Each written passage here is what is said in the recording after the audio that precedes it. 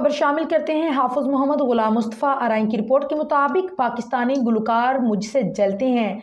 चाहत फ़तेह अली खान का बड़ा बयान सामने आ गया।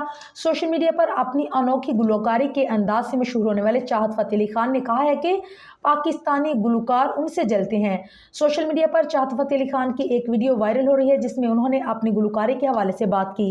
चाहत फ़तेह अली खान ने कहा है कि मुझे खुद समझ नहीं आ रहा कि भारत के जो लेजेंड गुलकार हैं, जो प्रोड्यूसर और हदायतकार हैं, वो मेरी तारीफ़ कर रहे हैं, लेकिन पता नहीं क्यों पाकिस्तानी गुलकार, मौसीकार और एंकर्स हैं जो मेरी तारीफ़ नहीं करते।